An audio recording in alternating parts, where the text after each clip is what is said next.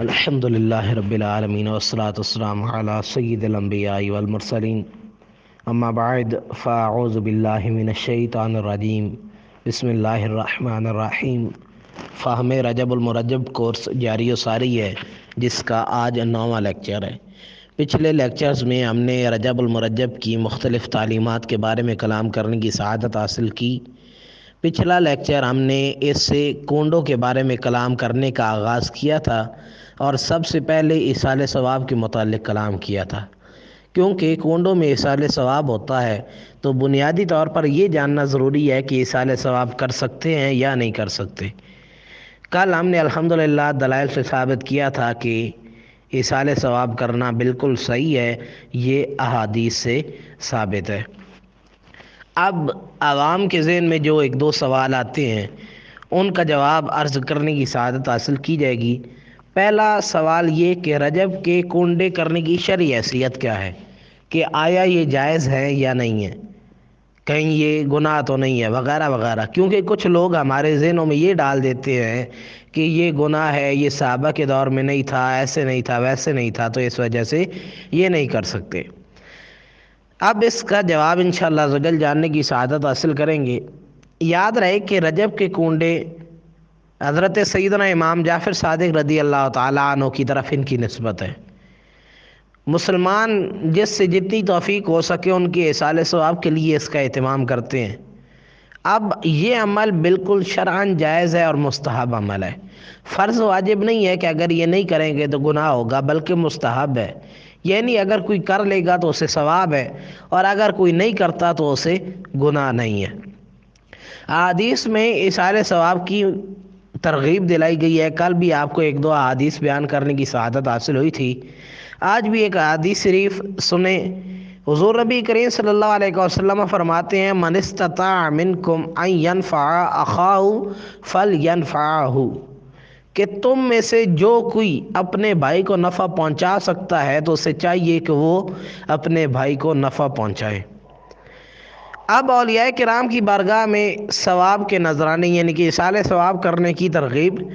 بہت سارے علماء کرام رحمۃ اللہ تعالیٰ علیہ نے یہ دی ہے۔ چنانچہ شاہ ولی اللہ دہلوی رحمۃ اللہ تعالیٰ علیہ یہ الانتباہ فی سلاسل الاولیاء اس کتاب میں فرماتے ہیں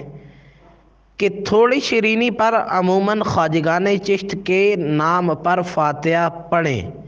اور خدا تعالی سے حاجت طلب کریں، یعنی کہ ان کے نام پر فاتحہ پڑھنی ہے۔ اب شیرینی ہے یعنی کہ کوئی بھی کھانا وغیرہ اگر آ گیا، چاہے کسی قسم کا آپ اپنے گھر میں ہی پکا کے کر لیں، تو اس میں فاتحہ پڑھیں اور ان کے وسیلے سے رب تبارک و تعالی سے حاجت طلب کریں، یعنی کہ کوئی آپ کو پیش آ گئی حاجت ہے، کوئی ایسا کام ہے تو ان کے وسیلے سے فاتحہ پڑھ کے کریں تو رب تبارک و تعالی یہ حاجت پوری فرمائے گا، امید ہے۔ آگے شاہ عبدالعزیز صاحب دہلوی رحمۃ اللہ تعالیٰ علیہ یہ تحفہ اثنا عشریہ میں فرماتے ہیں کہ حضرت علی المرتضیٰ رضی اللہ تعالیٰ عنہ اور ان کی پاکیزہ جو اولاد ہے ان کو تمام امت کے لوگ بہت عقیدت سے محبت سے دیکھتے ہیں، اسی لیے فاتحہ، درود، صدقات، خیرات اور نظر و نیاز کی کارگزاریاں لوگوں میں ان کے نام کے ساتھ رائج اور معمول بن گئی ہیں، یعنی کہ ناجائز وغیرہ نہیں ہے، ان کا جیسے کہ معمول بن گیا ہے تو یہ بالکل جائز ہے۔ وہابیوں کا ایک بڑا پیشوا، یہ تو اپنے بزرگوں کی جو دلائل ہیں ان پہ کلام کرنے کی سعادت حاصل ہوئی ہے۔ وہابیوں کا ایک بڑا پیشوا ہے اسماعیل دہلوی، وہ بھی ایصال ثواب کو مانتا تھا۔ چنانچہ کوئی کلخوانی وغیرہ ہو گئی یا کھانا کھلانے کا معاملہ ہے تو اس کے بارے میں لکھتا ہے کنواں کھودنے اور اسی طرح حدیث میں ثابت دوسری چیزوں اور دعا، استغفار، قربانی کے سوا تمام طریقے، قرآن خوانی، فاتحہ خوانی، کھانا کھلانا سب بدعت ہیں مگر خاص بدعت حسنہ ہیں۔ اب یہاں سب بدعت ہیں یہاں تک رکنا نہیں ہے، بلکہ آگے پڑھنا ہے کہ خاص بدعت حسنہ ہیں۔ بدعت کی جو اقسام ہے اس میں سے بدعت حسنہ اچھی بدعت ہے، یعنی کہ اگرچہ صحابہ کے دور میں نہیں تھا، بعد میں آغاز ہوا، لیکن یہ کام کرنا برا نہیں ہے، یہ کام کرنا اچھا ہے، اس پہ ثواب کی امید ہے۔ ٹھیک ہے جی۔ بدعت حسنہ کا مطلب یہ ہوتا ہے کہ یہ کرنا گناہ نہیں ہے، اچھا کام ہے۔ اب ایک اور سوال جو کہ ہمارے ذہنوں میں ہوتا ہے کہ کیا مستند علماء کرام رحمۃ اللہ تعالیٰ علیہ جو بزرگ گزرے ہیں ان کے نزدیک یہ کونڈے کرنا جائز ہے یا نہیں ہے، یعنی کہ ان کا جواز ثابت ہے یا نہیں ہے؟ تو یاد رکھیں کہ بہت سارے علماء کرام رحمہم اللہ المبین نے کونڈے کی نیاز کو مستحب کہا ہے۔ اب یہاں کیونکہ بہت سارے حوالے تو ذکر نہیں کیے جا سکتے، اس لیے 2-3 حوالے پیش کرنے کی سعادت حاصل کرتے ہیں۔ سب سے پہلے خلیفہ اعلی حضرت صدر الشریعہ مفتی امجد علی اعظمی رحمۃ اللہ تعالیٰ علیہ یہ بار شریعت میں تحریر فرماتے ہیں، ماہ رجب میں بعض جگہ حضرت سیدنا امام جعفر صادق کو ایصال ثواب کے لیے پوریوں کے کنڈے بھرے جاتے ہیں، یہ بھی جائز، مگر اس میں بھی اسی جگہ کھانے کی بعضوں نے پابندی کر رکھی ہے، یہ بے جا پابندی ہے۔ اب یہ یاد رکھیں کہ کنڈے کرنا بالکل جائز ہے، لیکن ہماری طرف ایک دو چیزیں جو غلط ہوتی ہیں ان کی طرف بھی علماء کرام نے ہماری توجہ دلائی ہے۔ یاد رکھیں کہ سنی الحمدللہ ہمیشہ شریعت کے مطابق کام کرتا ہے، ایسا نہیں ہے کہ جو اپنے کو پسند آئے گا وہ کریں گے، جو اپنے کو پسند نہیں آئے گا وہ نہیں کریں گے، بلکہ جو ہمارے علماء نے لکھا ہے، جو ہمارے شریعت ہمیں اجازت دیتی ہے، ہم وہی کرتے ہیں۔ اب یاد رکھیں کہ کونڈے کرنا جائز ہے، ایصال ثواب کرنا جائز ہے، فاتحہ پڑھنا جائز ہے، لیکن اس میں ایک پابندی یہ ہوتی ہے کہ اس میں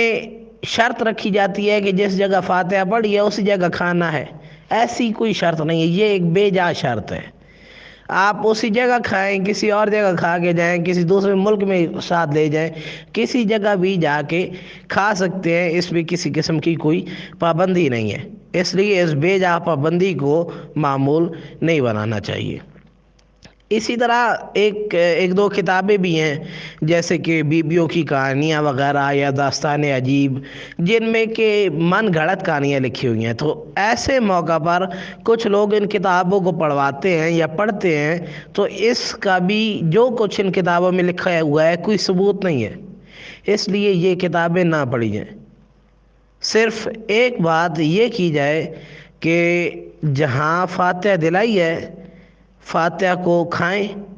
لیکن اس میں یہ نہ رکھیں کہ اسی جگہ کھانا ہے، بلکہ کسی جگہ بھی آپ کھا سکتے ہیں، فاتحہ کریں، اللہ کا نام لیں، تلاوت کریں اور دعا کریں، ان کے صدقے سے اپنی حاجتیں طلب کر سکتے ہیں، اپنی حاجتیں طلب کریں، ورنہ ان کو پوری امت کو ایصال کر دیں، انشاءاللہ عز و جل ثواب آپ کو بہت زیادہ مل جائے گا۔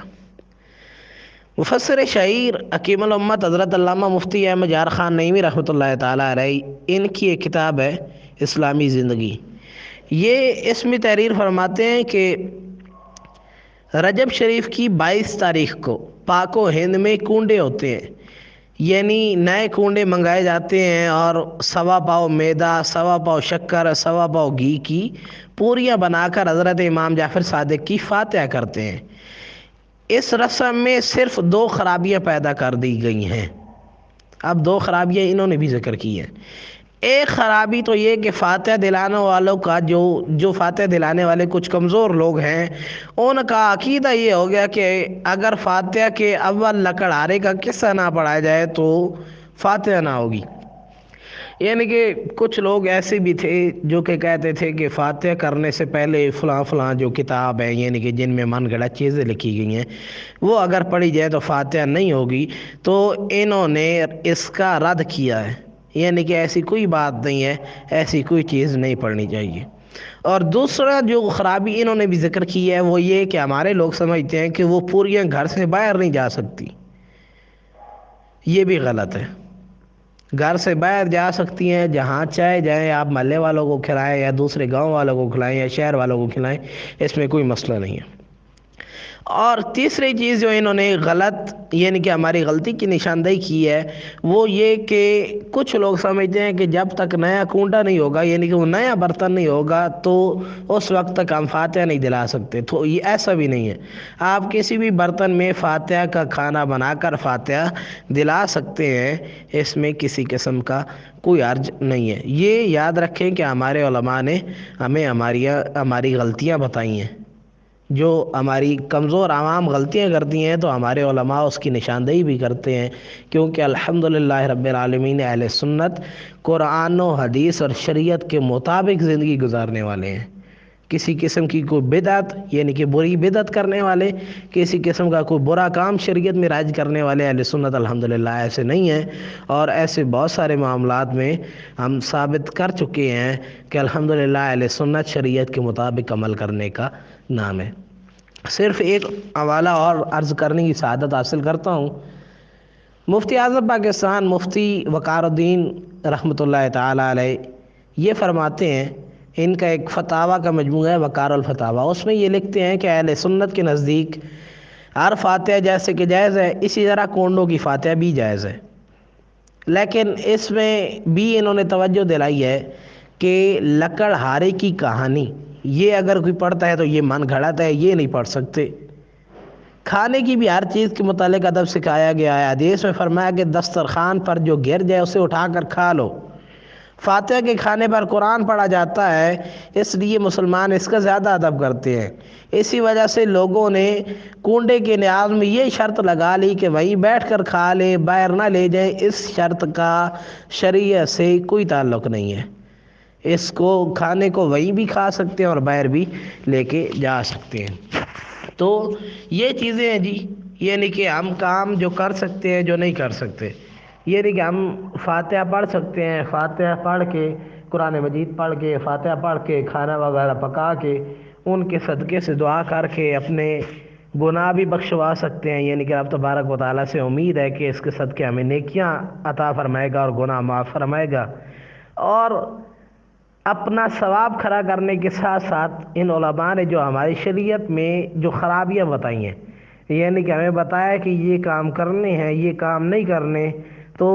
اب جن کاموں کے کرنے کا بتایا گیا وہ کام ہم نے کرنے ہیں،